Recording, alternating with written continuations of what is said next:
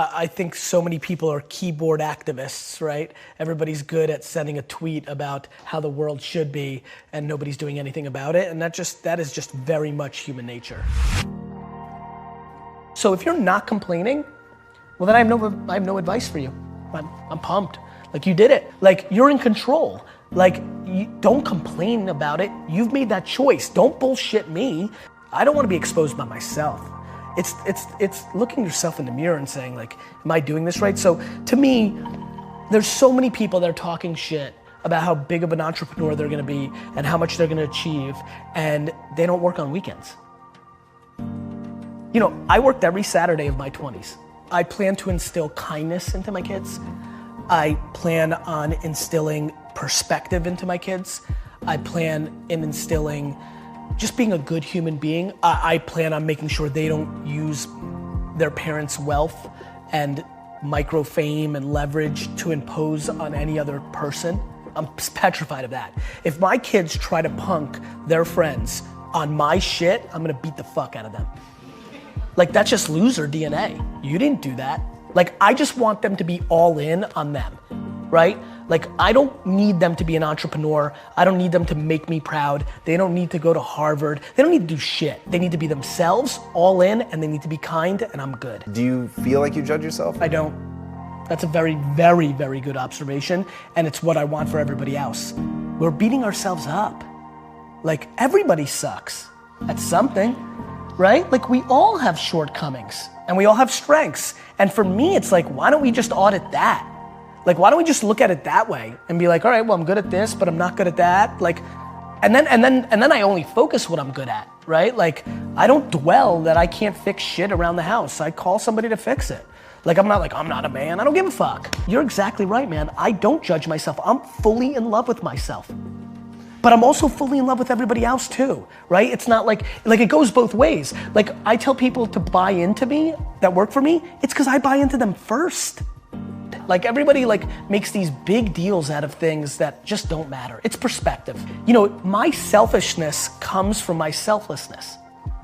Like, it's what makes me feel good. I see it in my mother. My mom is the epicenter to every single person in her life. To me, everything's about breathing, right? Like, to me, everything is about, like, take full ownership for everything, and then everything gets easy, because then you're in control. And then learn how to love to lose. Like, for me, my game's simple, right? It's all my fault. So now, I'm not mad at Lindsay or D-Rock, or that's it, my fault. I'm empowering them. So it's actually true. My fault. Now, oh, we lost this, or this didn't deliver, or we fucked up. All right? So, yeah, all on me. You know, I enjoy losses. Now all of a sudden, like, what? You become completely invincible. I feel invincible. I really genuinely, outside of the health of myself and 20 people, feel 100% invincible as a person. I know what my intent is. I want to do good at nobody else's expense. I'm far from perfect. We all are. And so just easy. It feels very light to live life. I'm just in a good mood. Like, you know, I've been like trying to, I'm like, why does this thing even exist? It's actually the most common sense thing of all time. Why does karma seem weird? The fuck is karma? Like, wait a minute. So you're telling me, like, if you do lots of good things, that weirdly good things happen to you? Yeah, that seems like common sense. I always say, if you want to be an anomaly, you have to act like one. Like, people want all these special things to happen, but then they're acting like everybody else. I want to do the following. I'm fascinated by the same thing that attracts so many of millions of people to people that are selling bullshit. Those same people are attracted to me.